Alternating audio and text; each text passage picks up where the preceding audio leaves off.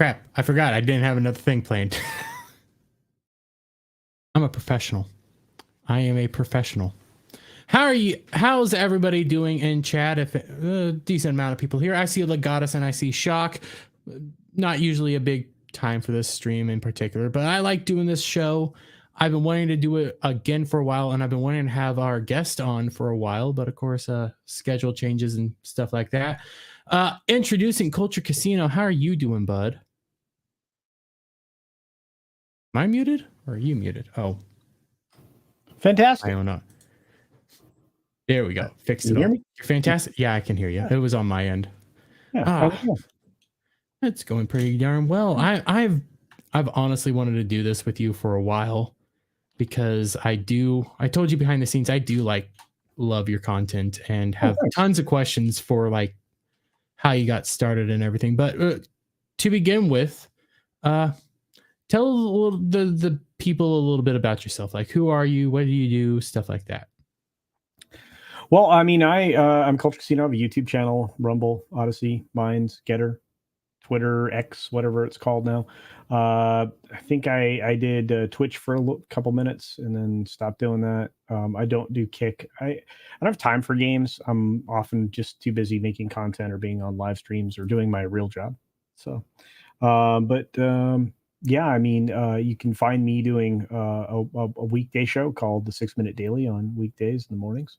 You can find me doing 1 to 2 videos per weekday. You can find me on live streams for Midnight's Edge and Midnight's Edge After Dark. You can find me on Comics Division's channel.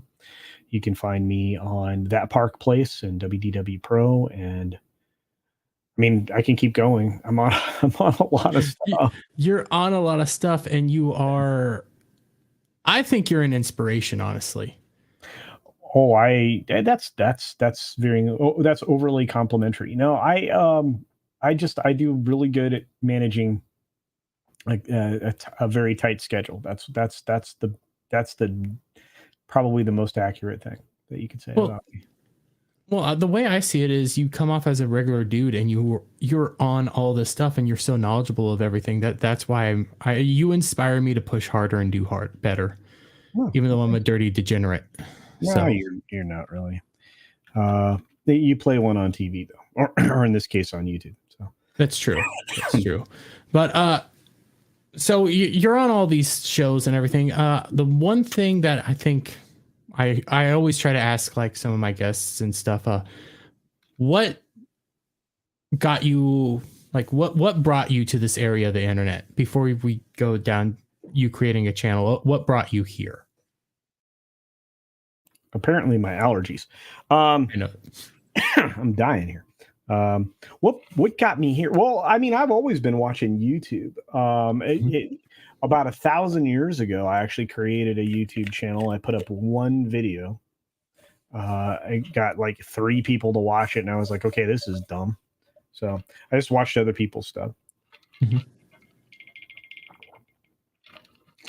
I don't think that channel's still around anymore, but what it did do is it got me into YouTube. So I was able to learn things on YouTube and then watch things on YouTube and say that's not how you actually do that on YouTube. Mm-hmm. And then I started seeing people having lots of different opinions on YouTube. And then I started seeing this new fascination with live streaming and things like that. They weren't just videos. Of course, everybody gets started watching videos or goofy videos or whatever. This is way before shorts, right? Mm-hmm. And so I was watching DIY stuff and I'm like, you can't do it that way. If you do it that way, you hurt yourself or hurt somebody else, or it's going to, fail or catch fire or whatever. And so I was always like, I really wish I had time to do that. Fast forward many years and, we get to present day and I discovered that I wasn't the only person that was losing connection to entertainment. Entertainment was pulling away. And I had friends that worked in entertainment. They still do. I've got friends that do different things in entertainment. Different people that I know that work for Disney. Now some of them work for Universal because they left Disney. I don't think I have anybody left at Disney now. Maybe one of my friends is still there, and one person I know is still in the parks, but that's it. but back when I got started, more of my friends were working in various parts of the industry, maybe not just for Disney, maybe in other aspects of Disney or companies that eventually became Disney.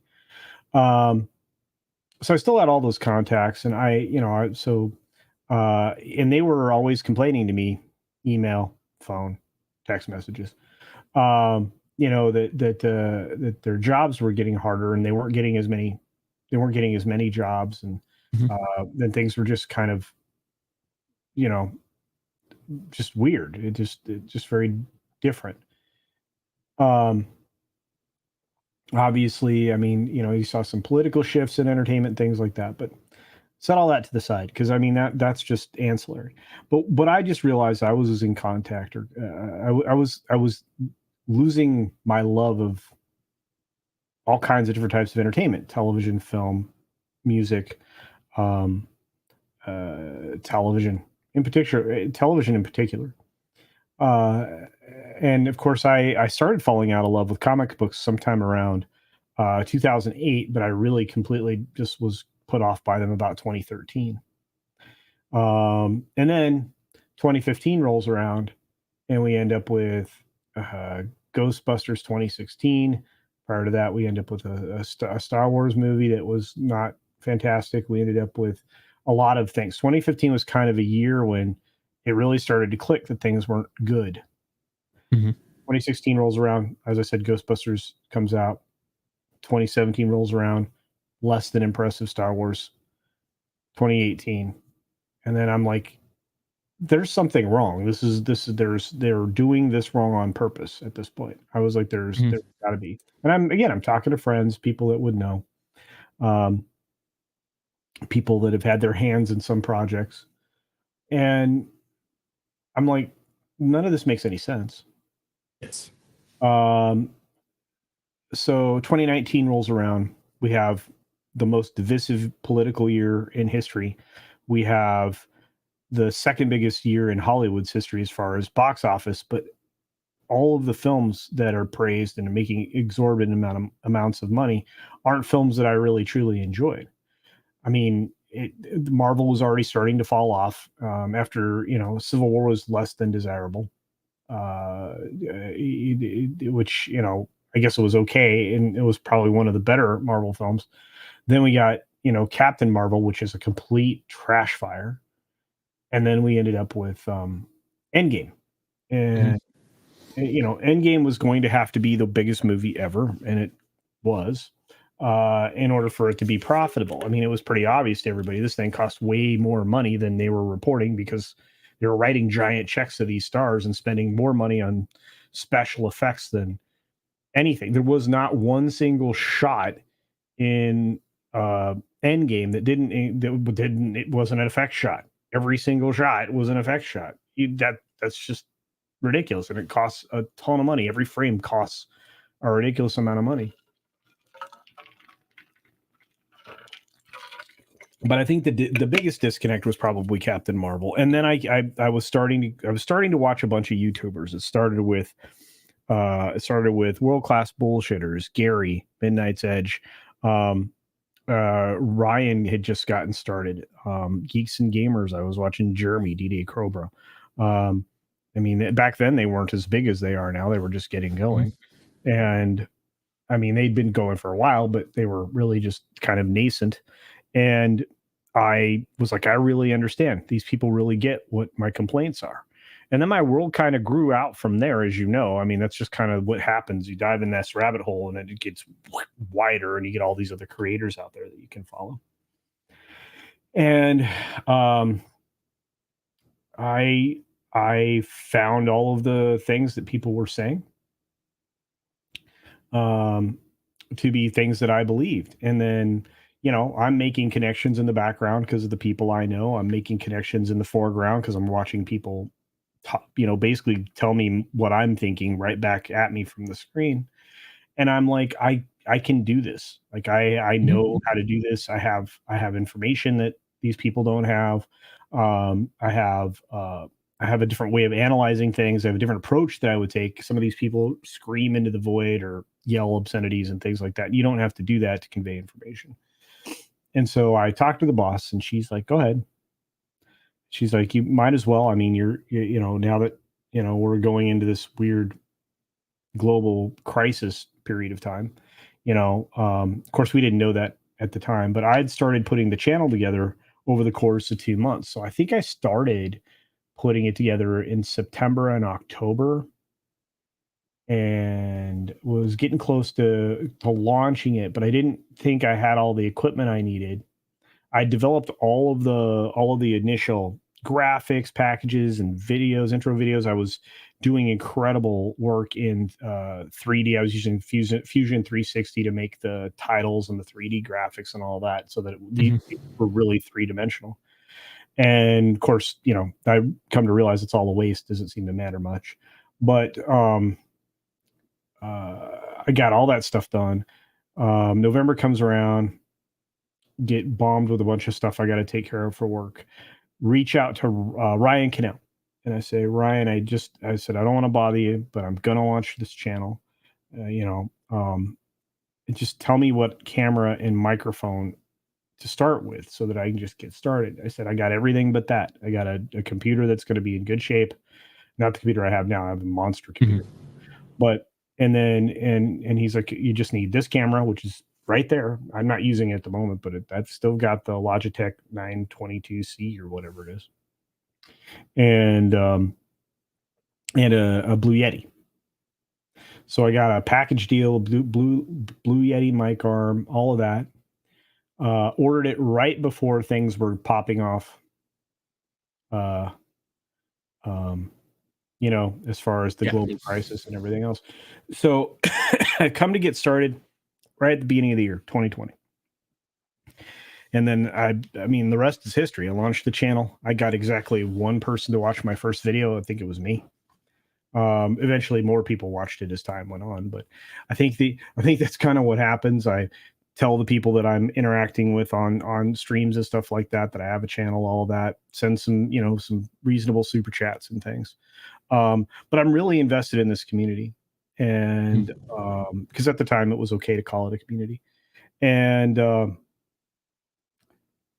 just got really caught up in it, and was just learning how to live stream thanks to Miss Martin Muses and a few others. And then I started doing regular shows. And then I started just changing how I worked my regular job so that I could do more videos and I could do more streams. And from there, it just became about time management. Because the only way you can do this is to have good time management. So that was it. I mean, the rest is history, because at that point, man, I just started to meet people. As you know, it happens. It's very organic. And the rest, you know, just kind of takes care of itself. Yeah. I usually say, like, I've wanted to make a channel most of my life. I'm the Zoomer here. Okay. I grew up watching people like Stuttering Craig on Screw Attack at the time. If you know Rooster Teeth, I watched Rooster Teeth growing up. So I had this idea that I always wanted to make a channel, and then I have a similar outlet through you, and I didn't realize everything was going to shit until I found F&T in them. I wasn't liking it as much, but I wasn't convinced that it was all that bad. And I was like, no, I'm supposed to like this. I'm supposed to like this. And I stumbled on Gary, and no, I don't like this. So time management is obviously a big thing. And I think that's key. I really do. And I think that, I think even Gary would tell you that. And again, I had a chance to, you know, go to the first meetup and talk to people in person. That really kind of changed everything at that point. So if you ever get a chance, I'm going to tell people, if you ever get a chance to go to one of those meetups, you should. Especially if you're like yourself, where it's like you want to do a channel, you will be inspired, because there is nobody there that's not encouraging. I started my channel after Anime Matsuri last year, talking to Gary, Nick Ricada, Ryan, and Jeremy all in person. Yep. It does push you to want to be a part of this. And again, go to the meetups, guys. I will be at Vegas. I'm gonna get tased and pepper sprayed. I don't know why you're volunteering to do that, bro, but okay. $100. $100 is $100. Who's And I'm giving you me. $100? I got $100 in super chats to get tased and pepper sprayed. So, yeah, I still don't think that's good. it probably isn't good. Probably isn't. But I'm me, and I've always kind of wanted to get tased. So I'm a weirdo like that. Always keep it weird, and it's just how I am. But so time management, like we said, is very important. I just recently had to deal with that with my schedule changing. I'm now bringing my channel out of death, essentially, the best of my ability. And your channel is perfect with time management, because I want to know, out of all the YouTube ideas you could have had for a show, for like a daily show and stuff, 6 minutes, 6 minute daily. How did you come up with that idea? Okay, so I thought there's way too much information to cover, because at best, a long form show, you start talking, especially if it's a panel, you get to 3 or 4 subjects if you're lucky. Sometimes a show is dominated by 1 or 2, right? And you get lip service to the other stuff. And I was thinking, okay, what if at the beginning of the day, there's a show that gets through all of the major things, all of the major things, um, from entertainment to pop culture to just basic news items. What if you just go through that rapid fire? What if you try to focus on 6 subjects and you do it 1 minute each? That's where that came from. I was like, I can give you a news blast in 6 minutes that covers all the things you need to know, probably what everybody's going to be talking about throughout the day. That's what that idea was.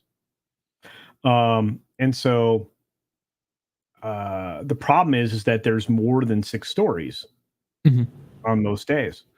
So I was like, all right, I will try to figure out what the story is, read through it, be able to put together a very quick 3-sentence summary, basically just cover the headline and go.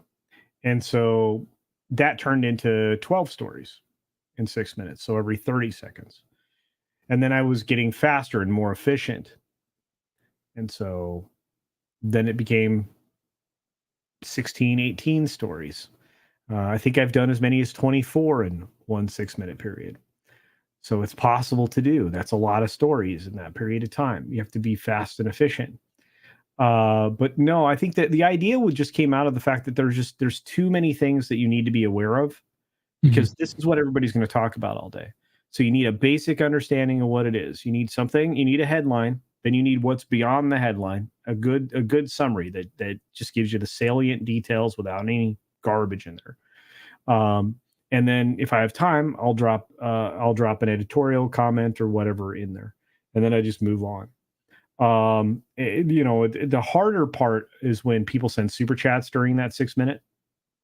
I have to get to try to get super chats because I can get pretty jammed up. So what I found is, as the audience built, I didn't have time to say hi to people. So I then I talked to the boss and a couple other people, and I said, okay, what about if I have like a sound check right before the show would officially start? Like, we were set up to go at 1:15 today, but we started early. It's the same idea. So if my show's slated to go off at 45 minutes after the hour, 1:45 the next hour, what if I start the show 3 minutes early? I have a 3-minute sound check then. So that 3-minute sound check gives me a chance to make sure I'm not muted, because, as you know, professional YouTubers can boomer it up pretty good, no matter how old they are. And then, go from there. So I added 3 minutes at the front, which gave me a chance to say hi to everybody. Not anymore, because there's usually over 100 people just on the YouTube side alone, and on the Rumble there's several, and Odyssey there's several, and I can't even believe I have a Twitter audience. That's bonkers.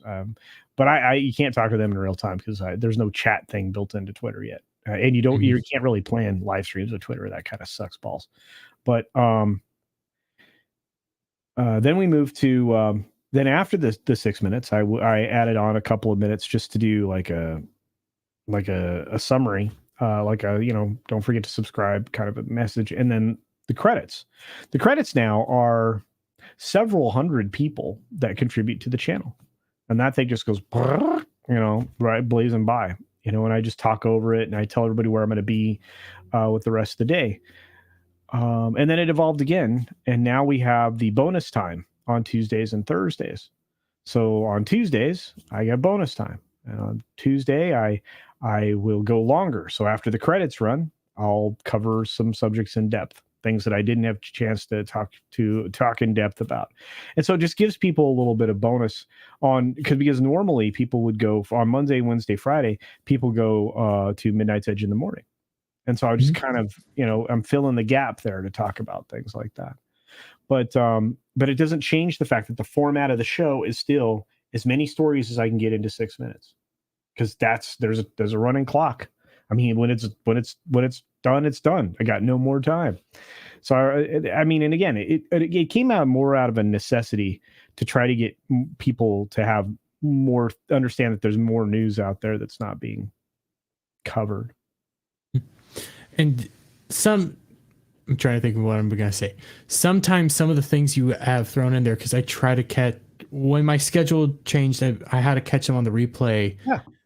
Because I love watching you do it, because I'm always impressed that you can get that far. And sometimes your stories are heartwarming, even. They're simple little things, make you, not hate the world so much. Yeah, I do. And I like to give you a good one. And usually the last story or last two stories of a 6 minute is usually kind of fun. Like the last 4 days or 5 days in a row now, it's been a bear's story, like a bear getting into, somebody's swimming pool, or a bear, like, drinking a bunch of White Claws or something like that. So, but yeah. Okay, so you have the 6 minute daily, and Midnight's Edge, which I'm gonna go there, but I want to talk about your other show, because you kind of changed. Well, your other two shows, because you kind of changed one recently. I changed two of them. Yeah. The Friday show is now an interview show, kind of like this, only a slightly different structure. Where I bring in one of the creators that either I've worked with or that I admire, or who were instrumental in me, being somewhat successful. Because I mean, I'm still a small channel. I know people are like, well, you have over 10,000 subscribers. I'm like, dude, I'm tiny. I'm tiny. I may be in the top, believe it or not, the top 2% of, if you get to 10K, you're in the top 2% of YouTube. That's how few channels actually have like massive audiences. So it is what it is. But then I changed the format. So originally the Friday show was a pre-flight show, which was kind of a summary of what everybody was going to be covering for the weekend. It was a long form version of the 6 minute daily. So I would say, okay, these are the things I think we're going to talk about. This is what it's going to look like. It was a solo show, just me. And I would talk about things and give people my perspective, and try to give them my analysis at the same time. I think a lot of times people can speak about things and give their opinion, but I don't know if they often step back far enough to like analyze why something is happening. They can give their opinion on it and say, this is why it's garbage, yada, yada. But there's always a motivation by whoever is doing a thing that I don't think a lot of people spend time on. And so that's what I kind of did with that Friday show. But it got repurposed because it got really crowded. It's so funny. Whenever I pick a time slot, somebody else will evaluate that I'm doing well, and then they'll take the time slot. So it's inevitable on YouTube, and that's okay. But I mean, nobody owns a time. And we're all basically our own little mini networks, our own mini TV stations. But so I just moved it back. So as Friday Night Tights is ending, or I guess it's Friday afternoon tights now, or midday tights, or afternoon snack tights, or whatever it is. It's still afternoon for me. It goes till the night. So fair enough. Anyway, it's a joke. That's a joke I throw at Gary and the guys. But anyway, it still comes in right as they're kind of starting to wrap up, or as they've wrapped up, and it gives me a chance to interview somebody that I think is deserving. So I've had some great people on there. I'm trying to get Mexican Iron Man on there. Obviously, I'll have Gary and a few others. Eventually, um, Drunk 3PO will be on there. I had X-Wing. X-Wing was on there a couple weeks ago. You've had Adam Soldier Spirit. Woo. Yeah, Love that dude. Yeah, Adam was great. But we have like a lot of that's the goal with that show, is to just give you a little bit different, kind of what you're doing with this, get a different perspective or a different view of a creator that you might be interested in. And then of course I changed the Sunday show. The Sunday show used to be a mid morning show, right? An after church show for some people and stuff. And that was a panel show, and we would go through kind of wrapping up the weekend. But the timing was really difficult for me. And again, time management's, what I do.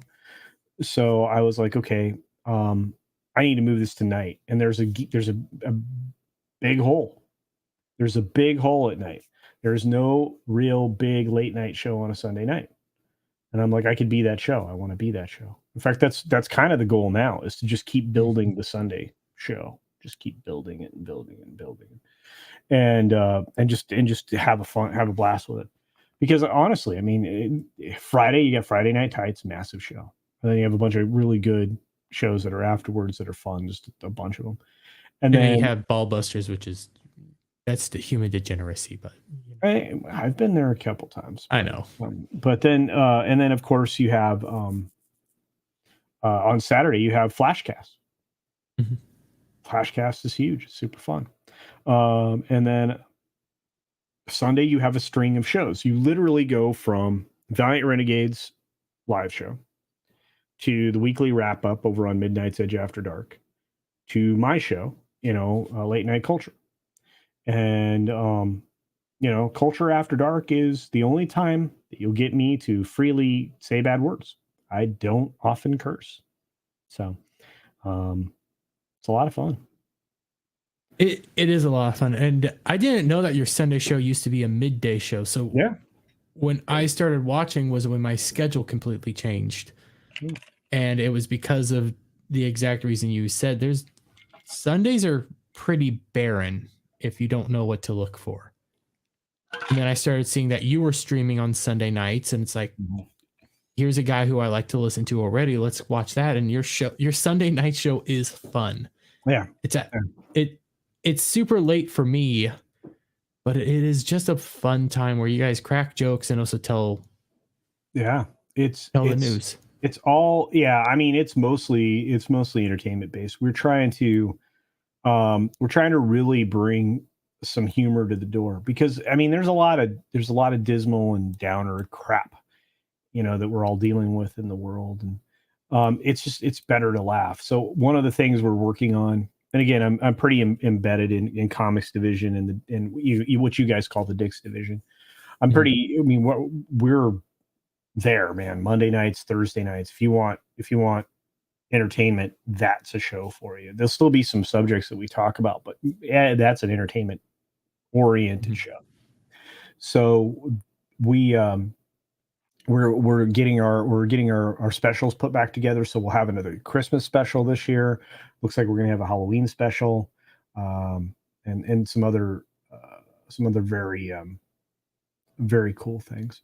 I'm very excited about that. I mean, if we can do all these entertainment products and do more variety show type of programming, I think that'll be a big deal. You're not sitting in the tiny chair, I noticed. No, the tiny chair is under my desk. Oh, okay. No, this is my new comfortable chair. My tiny chair doesn't even come up to my new desk at all. Oh, okay. So now it's a nice little thing, but I still pull it out now and then. I love my tiny chair. You should probably put it in. You need to change the name to In the Comfy Chair.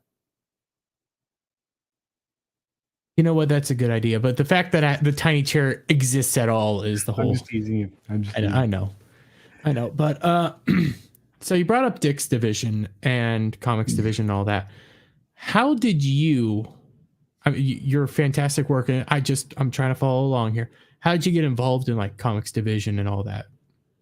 It's weird. It's the same thing. I mean, people will ask other people, how did you end up being on Culture Stream? I saw you, thought you were good, said, hey, you want to, try this out.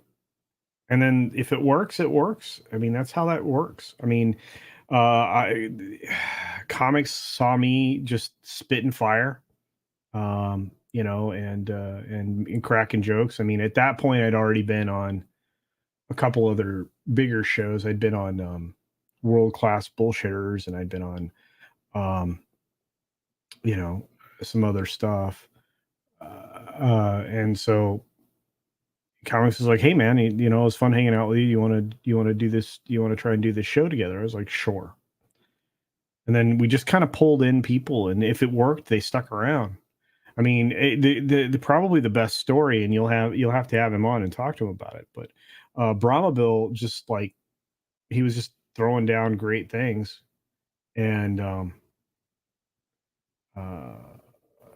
just throwing down great things in the chat, and he just got invited to show up because he kept showing up at Comics' member streams. That's another thing. If you're a regular member and you're articulate and you do, you're great, you might get invited to be on a show. I know that seems weird, but that's kind of what happened. So Brahma got an invite, and then he just kind of stayed there forever. So, Is it just me, or does that feel like something Brahma could do? Is just get an invite and never leave? yeah, that's him. Yeah. That's so him. And Nick is, our pizza guy, our rockin' pizza guy, and Tox is our communicable disease. And And you got Corey, who's like your Viking. Corey is the man of many voices and now faces, and now musical styles. I mean, he's just crushing it left and right. I'm really loving what Corey's doing. And then just people just kind of float in. I mean, Southern Belle is there. We get a feminine voice, very Southern Belle. You get every once in a while, Magitech Mags will pop in, and then we have the regular guests that show up frequently, like Brandon Morse from Red State, right? I mean, the guy writes for Red State, so that doesn't suck, And then we're Spencer from Bounding Into Comics is coming on more. That's just the way it is. I mean, we get, Jacob's awesome. Jacob's over on the Barcast. He writes for Bounding Into Comics, and he's got great movie reviews. I mean, that's just how that happens. It just kind of comes in. Yeah. Yeah. And I love that. I mean, but no, so I just showed up on Comic Stream. We had a couple people. I think a couple people have come and gone. But for the most part, I mean, the core has been the core for a while. I mean, we get together, and now we're bringing in the puppets more frequently. So you get like, Floral and Punkwaddle and all them. Yeah. And my co-host for Sunday nights is supposed to be Jolly, from Snowdub's channel, but he's been having a busy schedule, so Tox has been kind of holding down the fort there. But it's really important to get with a good crew, and this. I mean, the Legion of Memers, as it is now, and everything else. Yeah, and I mean, you end up falling together with a bunch of people, and then it works. Yeah. And Horny Alpha got to meet in Dallas. He got to meet Punkwaddle. Punkwaddle stayed in our creator house while we were there. Was that at Dallas or was that at Vegas? It was Dallas. Okay, Vegas. This most recent Vegas trip, we were in a hotel. The next time around, we'll probably be in a house, or maybe another location there. But wait, did you have Biggles over in Orlando? Yeah, we had a big creator house. Biggles managed to weasel his way into his spot there. Yeah, we just run a big house, and then there's a ton of bedrooms and a ton of beds, and I set up a giant live stream table, and we had Shagsworth come over and do a live stream there. It was a lot of fun. But yeah, we ultimately the goal is to do stuff together, and that's why these meetups are cool too, is because you get opportunities to do stuff with people that you would never ever be able to do it. Would you believe that in person, I'm actually super freaking shy? Yes, actually that's funny because most people that do this are introverted. And you would think it'd be the polar opposite. I mean, there are some extroverts, let's be fair. I mean, some top end extroverts, but then there's not. I mean, you have, for every extrovert like that Star Wars girl, you'll have somebody like yourself, a little more introverted. You know, Biggles is somewhat introverted. You know, and yeah, Soldier Spirit went to Vegas, showed up, he hung around with us, never left. Well, that's because he's an STD. Let's be real, but he's a loving STD. He was great. It was incredible. He's fantastic. I think the first time like Soldier and I actually like bonded was on the Legion of Memers New Year's Eve stream, which is still under the process of getting edited and put out. But that's where we became brothers, and I think he regrets it ever since. So. But I love that dude. Well, I love how he's grown. Yeah, but like I said, I mean, I know it sounds weird, but the meetups are a great way to meet up with people and find out if you're gonna do shows together, or you can you can invite somebody in that moment when they're in front of you and say, "Hey, can I get you to come on my show?" And you'll get an answer. And most of the time, it's yes. It's just a matter of how to connect, right? I mean, you know, you might get people's phone numbers. You don't know. It's an opportunity to network. Not to mention the fact that they're so much fun, and you come back not just inspired, but energized, invigorated. And I always tell people, and this is you know, if I were, you know, talking to somebody as a parent or whatever, I would say it refills your joy bucket. It truly does. It refills your joy bucket. It makes you happy again. It makes you ready to go out and do something. Again, I've only done Matsuri so far. Matsuri it's a big event, but it's kind of small in comparison. But through Matsuri, I ended up becoming more connected with Camelot, and now, well, now I need to get on locals again and get reconnected with him, because, you know, he's gone right now. But you do connect differently with everybody, and I think what I enjoyed most about going to Matsuri wasn't even the connecting with like Camelot and the big guys. It was the audience and having somebody actually recognize you. Gary was talking about it, I think today. It humbles you, and it truly does. It changes how you view everything the moment somebody recognizes you from just your name, or if you go out there and say back taco and somebody immediately knows what you're talking about. Yeah. And it was funny. The first Dallas meetup was weird. We were in a very cramped, hot location, a bar that no longer exists, with 2 stories. The upper level was just uncomfortable because it was the roof. It was hot. But we all got together. It's where I got to meet Joe's Atmosphere. Joe and myself and Brahma hung out in the lower level and just kind of did support for the people that showed up. It was the weirdest thing to witness. That we probably doubled the amount of occupancy that bar was allowed to have. It was probably the best night they ever had. The most recent Dallas trip, we'll probably do that same location again at Farm and Feed for next year. We gave them the best night they'd had in a long time, by the way, for the meetup. We had tables, we got to hang out. It was a good time. Next year we'll do it even bigger and a little bit more organized. Maybe we'll even have a multi-camera live stream that covers the event, which would be a little bit more professional. There's a lot of things that we want to try to do in the future in conjunction with all these other wonderful creators like Gary and Geeks and Gamers and all of that.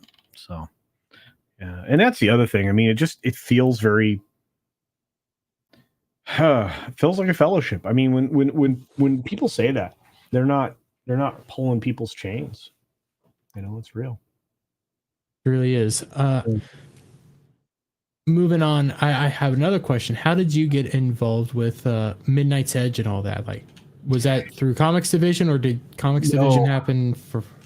No, Second? Tom and I got connected because of happenstance. We were hanging out in streams together all the time, and he and I just evolved. It was the weirdest thing. I was like from the moment we started to hang out, it was like we'd always hung out. Mhm. It was that kind of a friendship right away, and it was amazing. And we could talk about anything because if I don't know something, he does, and if he doesn't know something, I probably do. And so when we're together on a stream, it's like, And so he showed up to my first celebration stream because we'd hung out before on a karaoke stream. And I just sent out a bunch of invites to people that I'd been hanging out with, and Tom just popped in. So he was on my 100 subscriber stream. And from that point forward, we hung out. And then we've been working together for a long time. I've started doing stuff with him on Midnight's Edge After Dark. And then Andre decided that I would be a good pick for Midnight's Edge. And then they launched the Midnight's Edge in the morning stream. And then I was on there every morning, or, Monday, Wednesday, Friday. So I'm not able to do it as many days a week now.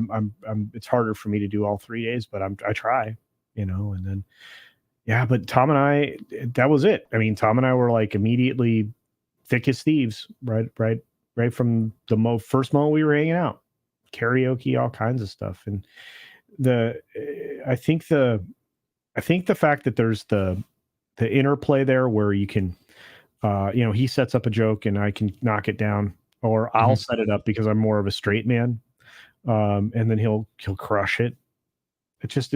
You're more of a straight man? Well, I'm more of a gay guy. Yeah, no, I wasn't actually talking about the I know the back taco stuff. I was talking about that in comedy, I'm more of a straight man, where I play it straight, and the other person gets to play the madcap or the heel or whatever. So Tom's good at it. Tom's one of the best. I didn't know Tom could sing until your Sunday show. Oh, really? Yeah, because I'm now curious. Karaoke stream? What was that? Oh, we did. Okay, so we used to do a lot of different karaoke streams, like at least twice a week, just to blow off steam. So like back in the day when Mary Mayhem was doing karaoke, everybody would just kind of get together, and if you were good, if you could sing, you got to stay on the stream, and you got invited again. And Tom was always good. And there were other people there that were always good, but I got a chance to sing there, and then Tom started doing them, and then it wasn't going super well. I mean, he still does them from time to time, but then we kind of met up with CC Karaoke, and now that's a regular event. So sometimes on Friday nights, if you're looking for karaoke, CC Karaoke's got a karaoke stream late at night, and Tom's usually there, and sometimes I am too. But yeah, I'm again, it comes down to time management. There's some nights I can't do it because I have to get up early the next day to do something else. So, and you have to be disciplined. I think, that's something else that people don't talk about, but the self-discipline you might develop in the military or whatever is going to serve you well in YouTube, because you're going to have to be disciplined with your time. You're going to have to be disciplined enough to be able to say, you know what, I can't do that. No, I can't do that. I will be happy to do it at something another time, but I cannot do that. I just don't have time. You're going to have to protect your time. I'm not kidding. It gets harder and harder the longer you do this. And again, I'm not a big channel, 10K, 11K, or whatever it is. I should be at 11K by the end of the month, but it isn't going to make a difference. It only gets harder. So, and that's why I think it's going to be even harder for me to maintain the shows that I'm doing now, because of the requests that I get. I told you off air before we got started today, I had 2 other requests for tonight. I can't do them. Yeah, sometimes you got to turn shit down and everything like that. But what you keep saying, you're not a big channel, and yeah, when you compare all the channels together, you're not massive or anything like that, but I consider you a big channel still. I consider you somebody to aspire to be and, look at and maybe not follow in paths, but Well, you're welcome to try to follow. In fact, I would encourage people to try to do it the way I did it.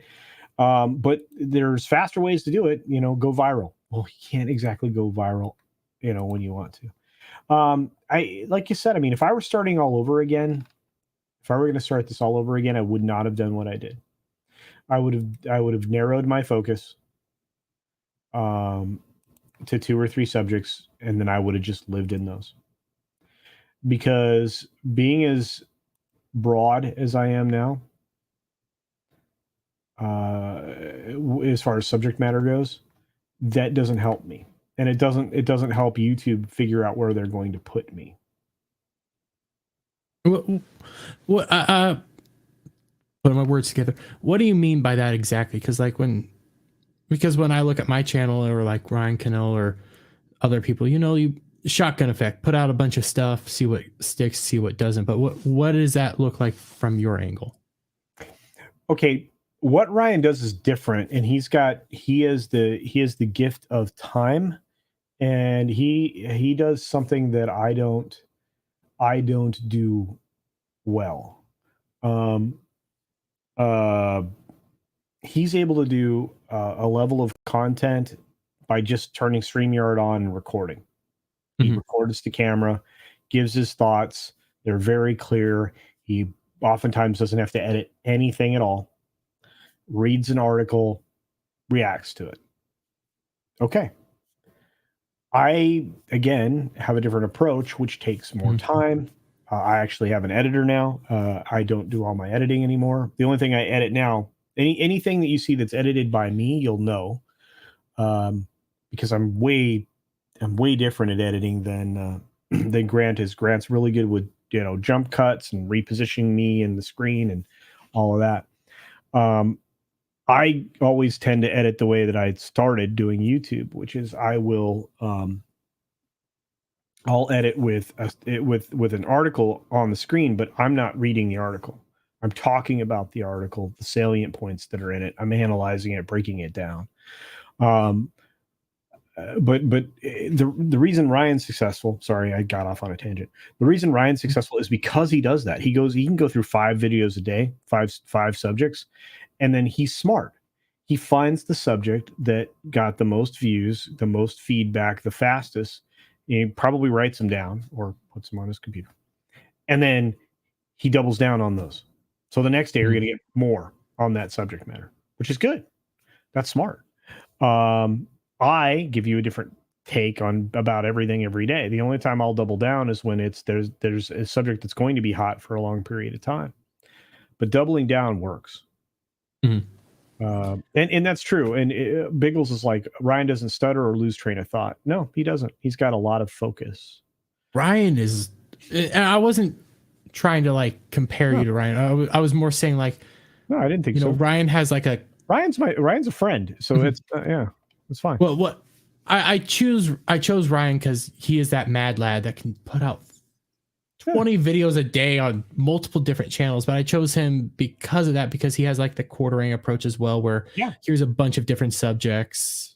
I try to do a similar approach, but my approach isn't like that either. So, and I was wondering like, what's the different in the approaches here? That's what I was trying. Okay. I have a couple. Well, so his approach is just to go right at it, read the salient pieces, go right at the content, do that. My approach is different, so I approach it differently. And neither of them are better than the other. He's just a machine when it comes to doing content. I could do it that way. I have done it. I've done 4 and 5 videos a day. I did it just a few months ago. It didn't really work out well for me, but I did it. It seems like 1 or 2 videos a day, 2 seems to be the sweetest spot. It works. Like I've got one recorded. It's up ready for Grant to edit. So he'll put it up tomorrow. But I'll be headed out to I'll be headed out tomorrow to a wedding. So I won't be putting out content until I get back. And there won't be a live stream. My Friday live stream, I'm not doing it. Now that's going to kill my algorithm, but sometimes you have to step away. Yeah. I really wish YouTube had a vacation button. That would be nice. That would be very nice. I gotta do this, but like I said, one of the things that I do, I do two different styles of videos. One of them is mostly scripted, where I'll write out a script that I won't necessarily stick to, but I'll write that out and I'll kind of go through it. Most likely not verbatim. That's one way I go about doing it. The other thing is to just read all the material I can find on whatever it is I'm going to talk about, and then just talk to camera like Ryan does. But again, my approach is different. I'm not an in and out guy. I'm going to try to give you, I'm going to try to walk you down a path of, really understanding this story. It's one of the reasons why I really am impressed with the way WDW Pro, Valiant Renegade, and now that Park Place channel is getting up and running. If you've noticed that Park Place channel, I think, is almost up at 3,000 subscribers already, and it's only a week and a half old, 2 weeks old. And a lot of those subscribers obviously are coming from Valiant Renegade and WDW Pro, but at the same time, it does speak volumes to the people that are involved in it. I mean, and the reason I was mentioning that is because that's the place where you'll see my video edits. Like, I've got a video coming out I've had a video coming out there every single day. As part of their, the 5 news segments that they do on their video every day. So they have a 15-20 minute video, and then they have 5 or 6 video segments that run.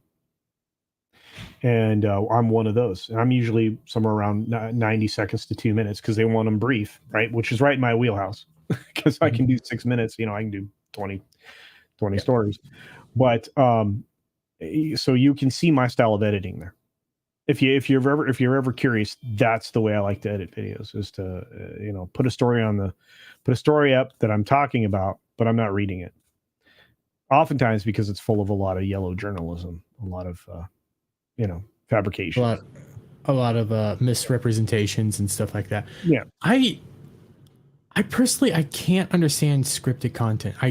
Like when I'm doing a script, my voice changes. That's why I have to do it all off the top of my head. Okay. I just don't like scripted at all. All right. But, I don't like you. How's that? No, I'm just kidding.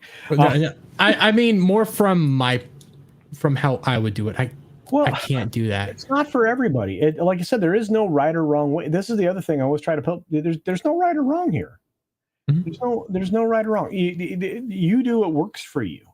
And this is the best advice I give everybody on YouTube, because it's the same advice that everybody that I was talking to when I got started gave me, including Gary. Be yourself. Be authentically you all the time. If you're not interested in covering a story, because it doesn't, first of all, it's not blowing your skirt up, you're not really invested in it, that leads you to be inauthentic, and people can see that. Mm-hmm. You want to be authentically you every single moment. Faking it's bad. Don't do it. Mm-hmm. If you have to artificially gin up an emotion, you need to reevaluate. Should I be doing this? Or should I approach it a different way? Because oftentimes going at a subject a different way will get you a big audience, because maybe nobody's thinking of it like that. Maybe less hyperbole on this, maybe more cerebral, maybe a more, here are the breadcrumbs that I'm going to lead you down the pathway. Maybe that works better. Yeah. And again, I mean, oftentimes I believe that when I do a video that way, it's better. It's better for people. And, yeah, don't be like Star Wars reaction channels. Yeah, I'm not going to do that. Look, I saw like one of the mouth drooling reactors that, that people that people in our sphere, our fellowship, were pointing at and laughing.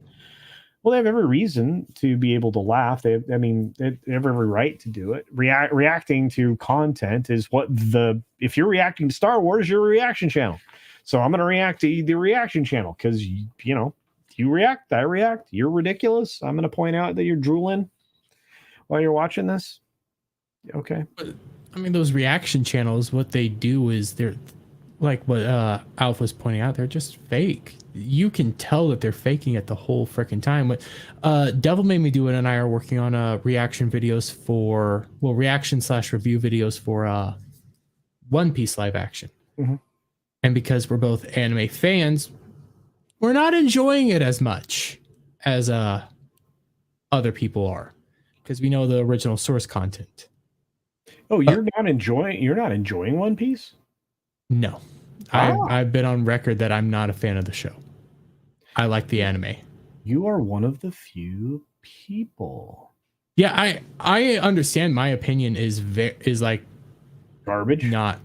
Oh, I'm sorry. Well, you could say that. It's more because my opinion has been formed from the anime. It was merely a joke, dude. I know. My opinion is garbage by a lot of people. I'm constantly being told I have a bad opinion on this, when I'm also coming out and saying it's not a bad show. I just don't like it. I don't like what they did. But look, don't let anybody eat your lunch on that. You are entitled to your opinion, right? I mean, you know, I had an opinion. I was 100% wrong. I still don't regret making the video I made. I still think that you would have been right. You should have been right. I was 100% right in my mind, but it's okay. It's okay. I mean, I eat crow all the time. I did a video on Avatar 2 doing what I thought it was going to bomb. I didn't see any of the hype for it at all. I had to eat crow. I didn't think it was great either, but that's another conversation.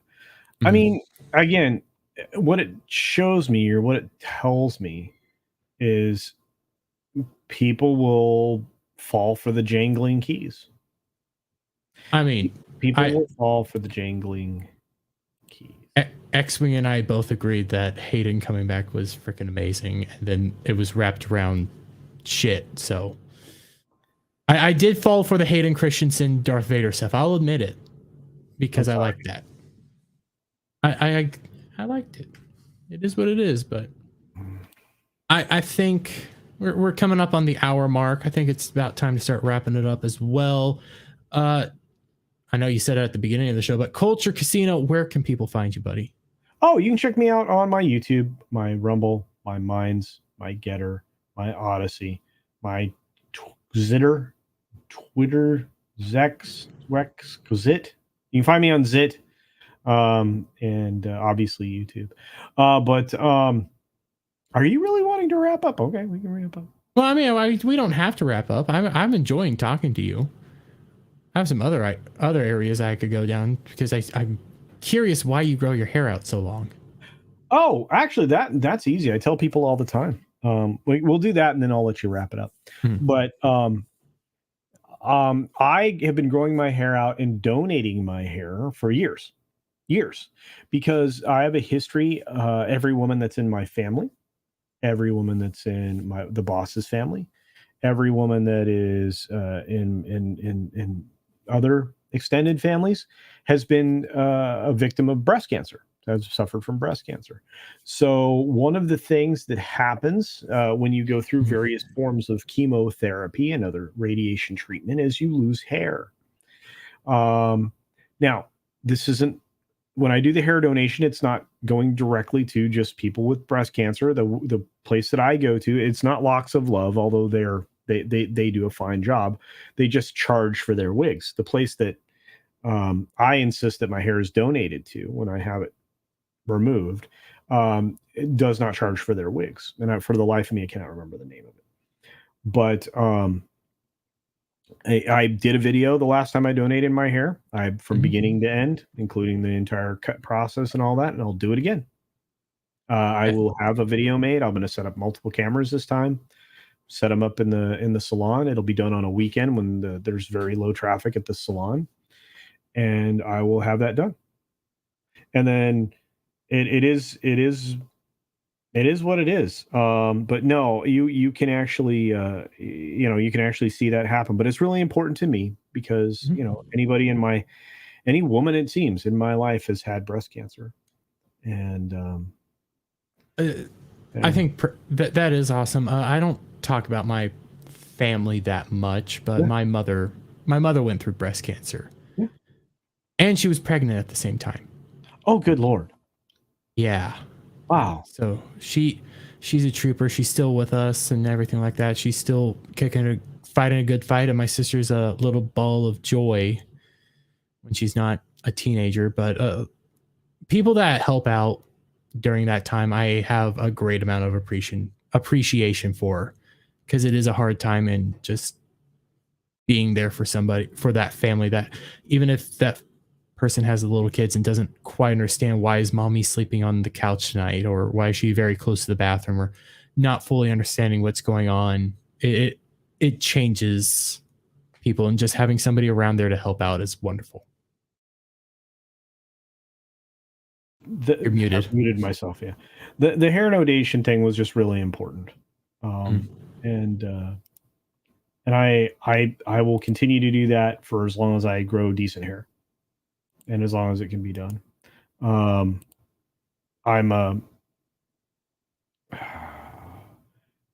I do everything I can, walks the whole 9 yards when it comes to that particular thing. I think a lot of people. I think a lot of people should. Um, I just don't think a lot of people get involved the way they should in those Mm. kinds of causes. But I'm not here to lecture anybody. I mean, if people are people contribute things in their own way. So Yeah, and I think when it comes to these causes and stuff, different people do it differently because they might not be affected as much. They might know somebody who went through breast cancer, but it didn't personally affect them at like an emotional level or something like that. yeah, the chat has asked me, do I donate my beard? No, although I could. Now that I'm really starting to use some higher end beard products, it's getting softer. Mhm. But you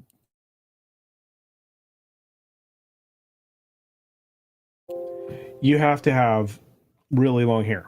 That's one Mhm. of the reasons why my hair now is in the middle of my back. When it's wet, it's like really long. So they want 7 to 9 inches of hair minimum. So um, I I mean, I would love 7 to 9 inches of hair. when I cut my hair this time, it will be shoulder length. I will not have the Lord Farquaad hair. It will not look like a page boy this time. But again, I mean, we're coming up on that. We're going to do it around my birthday in November. That's when I do my donations. So, Ooh, that sounds. and yeah, and if I could grow my beard 9 inches long and I ever got tired of it, I'd donate it. Well, I don't know where I'm go from there, because that's just the I don't know what to say About what? Oh, and about just how to wrap up that area of discussion, because oh, well, I it's an do. awesome thing that you do. I do. Professor Savage Dad says he says I use vitamin E and jojoba oil. Yeah, jojoba oil works great on beards. Indeed. Yeah, longest and best. Yeah, you want to have things that. Okay, so the most important thing for a beard or hair in general, and even the follicles on your is hydration. Beards are itchy or become itchy, or get dried out or whatever because they're not hydrated. So good quality oils, things like that. Those are that's good for beard maintenance. See, but here's the weird thing: I will always have this weird bump here because my hair is curly. Most people don't realize that. I when I get out of the shower, my hair is like ringleting. Like I have to brush the heck out of it to try to get it a little bit straighter. Otherwise, what it'll do is it'll get super poofy and it'll look like 80s rocker hair guy. So what you're saying is I should start conditioning my Yeah. beard? Yeah. Ooh. Yeah. Good beard oil. Like I would do what Professor Savage Dad is suggesting. That's a great recipe for success. I have seen Professor Savage Dad's beard. That is Epic beard. that is an immaculate beard. It's up there with like Beardo and how nice Did it you looks. see? Okay, so now was that a Legion of Memers thing, or did Beardo actually cut his beard off and make that weird mustache? I don't know. I don't think he has. I watched.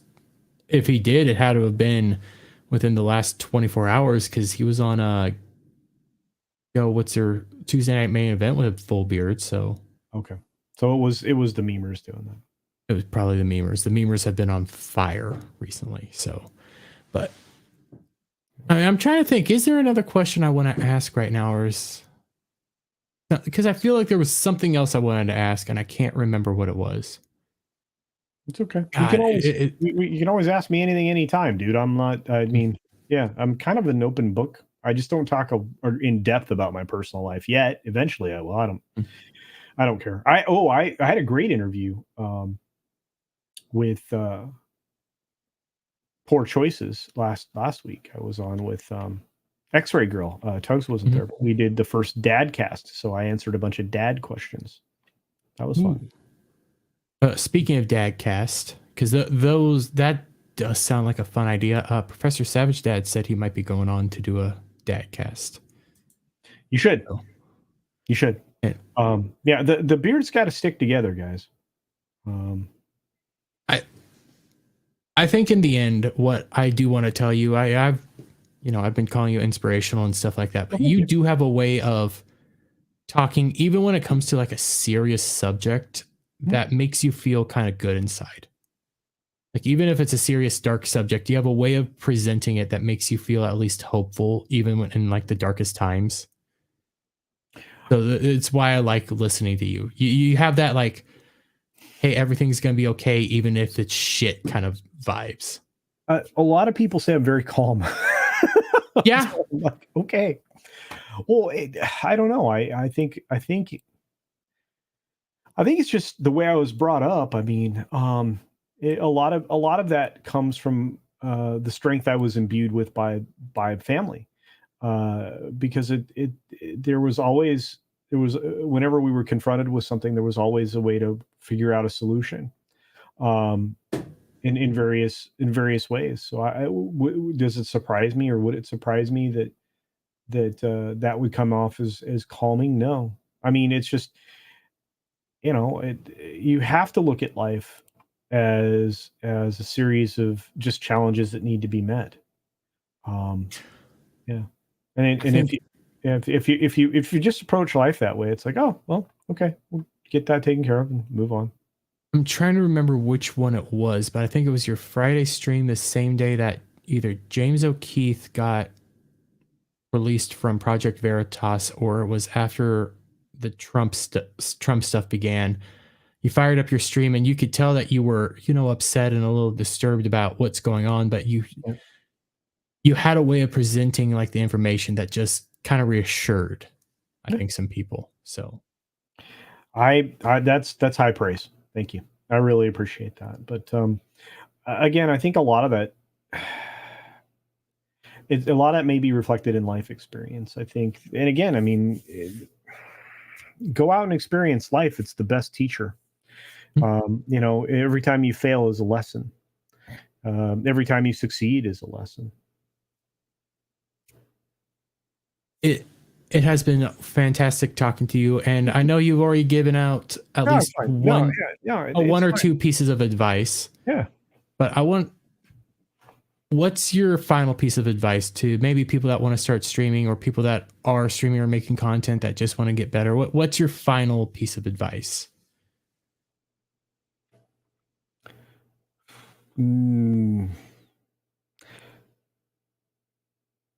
Start with a subject that matters at the time, and it matters to you. Start with your title. Start with your subject. Know your subject. Start with your subject. Do research on it. Utilize any tools that you may have. There are various ones out there. I would sometimes rely on TubeBuddy or whatever. You don't have to do that, but go out there and find that subject first. You want to start with the production idea first before you do anything with it. Don't just grab an article to grab an article. Have an idea that in a perspective that you want to go at, and I think the quality of your content will improve dramatically. Be very thoughtful about your description in your video. Be thoughtful, extra thoughtful about the title. The title needs to be engaging. It needs to hit 3 of the emotional sounding points. You have to start with production in mind first. Production is always top of mind. So you have to know what your title is. Use like I said, the words use. There are three things that motivate people: fear, obviously,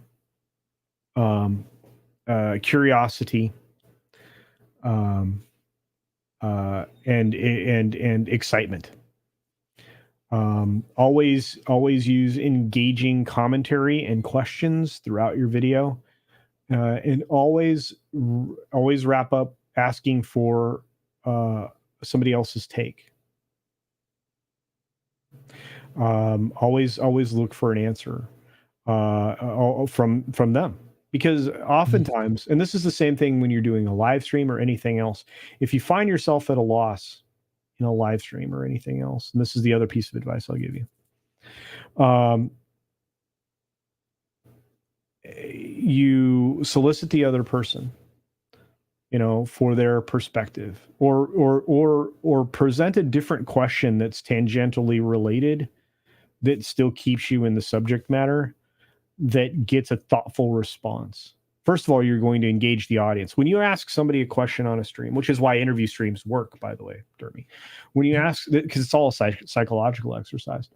When you ask somebody a question on a stream, you're asking a question to the audience as well, and on their behalf. So just that's an interaction. It's one of the few things that we have on these streaming platforms in live mode that you don't have in any other form of entertainment. You don't have that in a movie. You don't have that in TV. You have it here.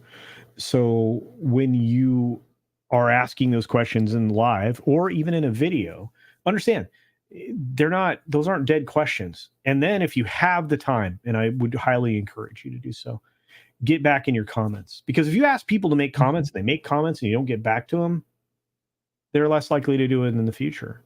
I try to get into my comments 3 or 4 times a week if I can. The problem is sometimes I get hundreds of comments. I just can't, sometimes Grant steps in and gives me a hand, but seriously, you need to, when you talk to a camera, it's a dialogue. Just remember that. Even if it's just a video, it's a dialogue. So, but start from the point of production. So always be interrogatory. Always search for the engaging, thoughtful question. And if you're doing a video, think of 5 or 6 of them and then try to answer them in the video, because it's going to solve a lot of people's conundrums.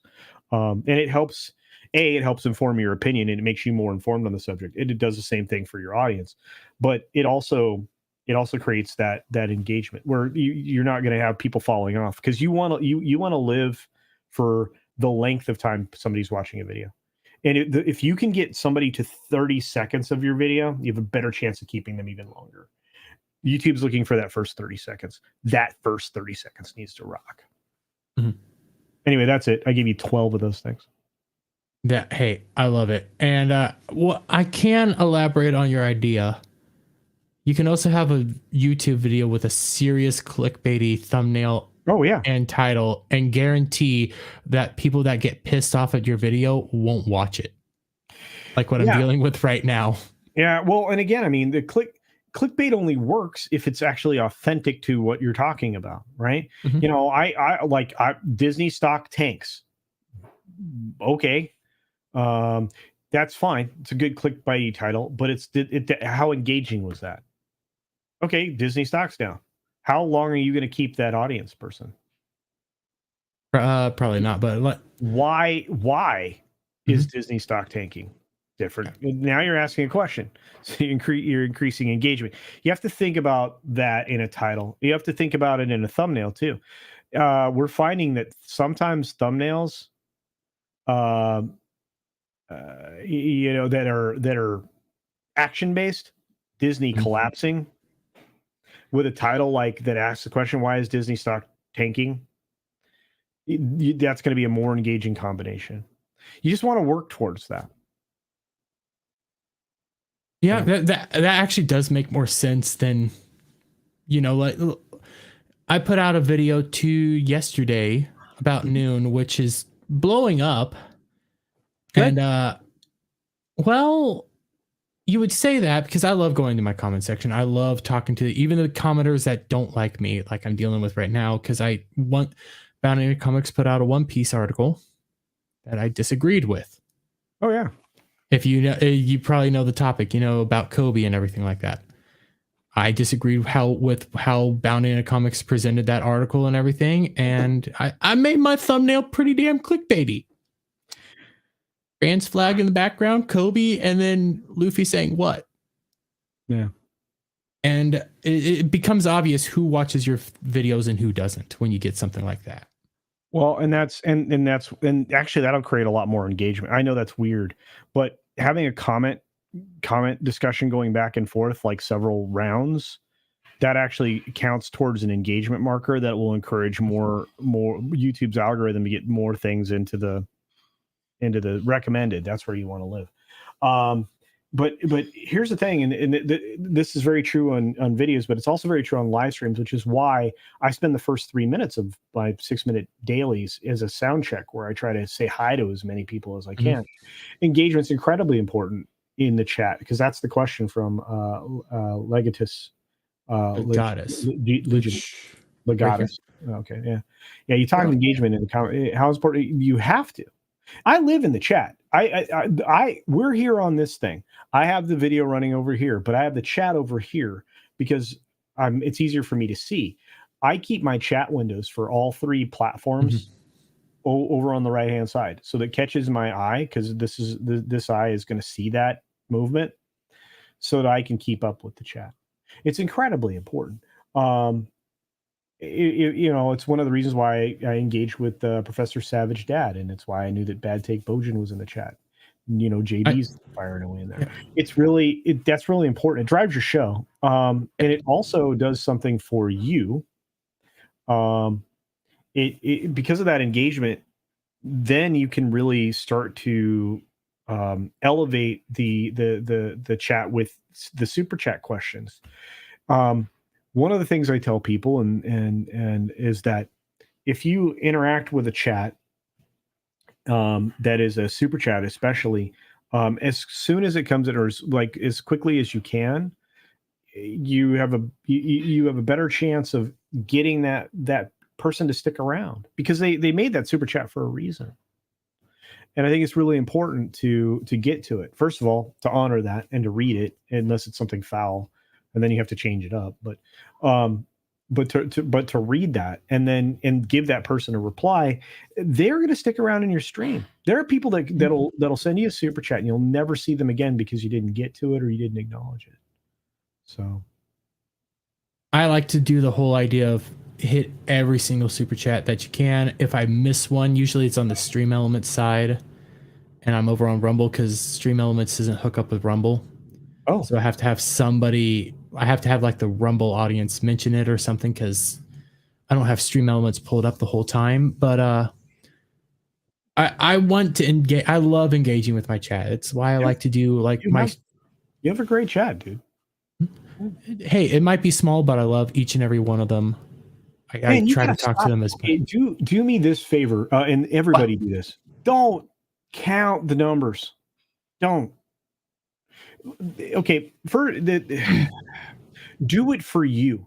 The numbers are great, and yeah, you can encourage people to come over, and it really helps, right? And I will every 4th or 5th video solicit people to just double check, make sure you're subscribed, because you can see the stats, the analytics saying that about 35 to 40% of the audience isn't subscribed either to catching your videos. If you ask them, if you just solicit them, if you do it kindly, quickly in the course of the discussion, stick it towards like right after your intro stinger, hey, we're going to dive right into whatever the subject is, but real quick, just double check you're subscribed, turn the little red button to gray, and if you wouldn't mind, hit the like button, and then just fire into your video, because it's a small ask and it's free.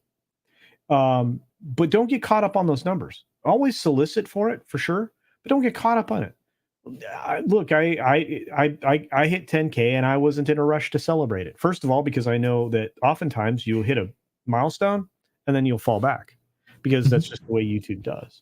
But the numbers are not it's great to have, 20, 25 people, 10, 15 people in a live chat. It's great, right? What you're playing for is a bigger game. Don't, and you should be doing this for you. You shouldn't be doing it for numbers. I see what you're saying, and I agree with what you're saying. But when I say like, hey, I have a small chat, that's not me trying to like compare or anything. It's No, I didn't think so. I'm always happy that I have one person watching me. Just as said this, I think it was either last winter, fall. He was playing a game and he mentioned it. And since he's done gaming streams, I've forever lost all sense. Yeah, but I mean, like this was like becoming more and more like he does this more than putting out videos. I can't remember when he did this, but he just said, "I'm eternally blessed." He gets to do this for a living, whatever. And I thought about that when I heard that, and I said, "I'm eternally blessed that I have one person willing to watch me. That's not my mom. Just one person willing to open up a video and talk to me, even if they're sending a hateful comment. I'm fine." Because I never did this to want to become, Gary or anything. I want to be myself. That's why I'm fine being, the degenerate punching bag person. I want to be me.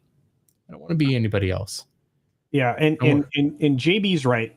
And mind you that now I'm getting streams that are, in the 300 territory on the regular, sometimes way more. It's harder to keep track of the chat at a couple hundred. That's why mods are there. This is the thing that most people don't get. We used to be inundated with bots. YouTube figured out that bots poison channels, revenue, all that. So they worked really hard to get rid of them. But before they did that, you had wrenches, moderators, for two reasons. One, because they could manage those bots, but two, for chat engagement. Legatus, did I say it right? Legatus, yes. Legatus is there wrenching away. Legatus is also an extension of you. So Legatus, as a wrench moderator, can chat to the chat for you. If there are people that are going unacknowledged, moderators can take it on themselves to have a conversation with them, to greet them, to thank them for a comment, to thank them for a super chat because you haven't gotten to it yet, to thank people for sending you memberships, those things, right? And again, I mean, moderators can take it on themselves to watch your Rumble chat, your Odyssey chat, whatever, and just let you know in the chat that works. And that's exactly right. Legatus says we thank super chat, stickers, etc. Yeah, and that is, and I'm just, my conversation is for everybody here. It's not just for you, Legatus. I'm just acknowledging you as a wrench, but no. If you are a wrench, just consider that just take that on as a duty. It's one of the reasons why when I'm on Yellow Flash's show and I'm in the chat, I'm talking to the people in the chat. It's part of the thing. Yeah. And greeting people, all that. Yep. You do great. Legatus, you are freaking phenomenal. You are I got you because of Renaissance Nerd Adam. Oh, very much enjoy you. You and Adam helped me out when I really needed it because I did discover mods are important when I was game streaming and you don't have good access to the chat the whole time. So right. Yeah, and that's the other neat thing. So as you grow your channel, I highly encourage multiple monitors. If you have a video card that'll support it, because you really need to have a monitor that's lining up for your production. I'm going to end up with another monitor in here. Oh goodness, it sounds like you're doing something else. But having more monitors is really, really good. But anyway, I think we've gone long, so I apologize. What do you got? I think no, I was about to say I have 3 monitors and I still feel like I need 2 more. Yeah, well, and this big one here, this 49-inch curved one, that literally took the place of 2 monitors. So it freed up like another monitor spot so I can stack another one on top here pretty soon. Yeah, I'm a freak show when it comes to that, but I love stuff like that. Yeah, so my goal is to get one of those arcs, the Odyssey arcs. I want one of those. I have a buddy that has one of those. They're monstrous, but they're really ridiculously expensive. I'm not going to spend $300-400 on a monitor. It's just dumb. It is dumb, but I probably would end up spending that money if I had it. But you're right.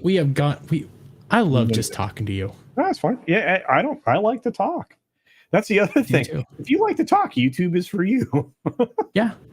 I mean, I think several, at least Shock and Professor Savage Dad got to see last Friday how much I like to talk. Went 5 hours. So, but guys, check out Culture Casino. I'm serious. He is one of the coolest dudes. And real fast, from $5 from Professor Savage Dad, this is for the fantastic advice, the great conversation.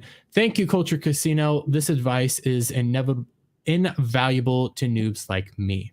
Well, hey, look, if you ever are looking for something or you want help or advice, I mean, all of us, I'm going to tell you the truth, and Dermy can tell you the same thing. We all try to be available to answer questions. There is nothing more important to us, and this is something I took away from Gary, Comics, Ryan, Jeremy, Geeks and Gamers. I took it away from everybody that I've worked with. We want more channels. I know it seems counterintuitive. We're inviting more competition. No, we want more people saying smart things on the internet. So if we can help you, oh, then you don't want me here. Okay. nah, you're fine. We want more people, honestly. So keep it up. So yeah, don't give up, Professor Savage Dad. Do it for you, and you will have even more fun. I mean, one of my buddies is always in a state of flux between growing his channel and having it stagnate because he's got priorities, and one of them is his family, and he services that one first. So sometimes there's no time for YouTube. And yeah, it hurts and hampers his growth, and it sometimes sets him back. But I admire him all the more because when he does do YouTube, he's doing it for himself. He's doing it for fun. I respect the hell out of that. But do it for yourself. It's the most important thing. Go out and try to have fun. That's what I like to promote on this channel, is just go out and try to have fun. Yep. Figure something out and do it. And if you come across this video later, subscribe to this knucklehead. He's not as bad as he portrays himself to be. He's beyond self-deprecating. He's self-abusive, and I don't want to watch that. I'm me. So, anyways, before I let you go, I have to do one last thing. Promote that, baby. Yep. Guys, please check out coffeebrandcoffee.com. My links are down in the description below. American-made company, quarterings out there, giving it out to, giving these affiliates out to small channels, helping out here or there, and buying some coffee helps me out. So if you guys want to just assist with the channel, click the links down in the description and try out, the Burbon brand coffee or anything like that. Wonderful time. Plus, if you also view below the video, I need to fix my Teespring up a little bit more. I do have some merch, so I got that now. Yay. But again, it was wonderful to have you here, Culture. Thank you. Oh, crap. I hit the wrong button. It was wonderful seeing you guys in the chat. I love you. I love each and every one of you.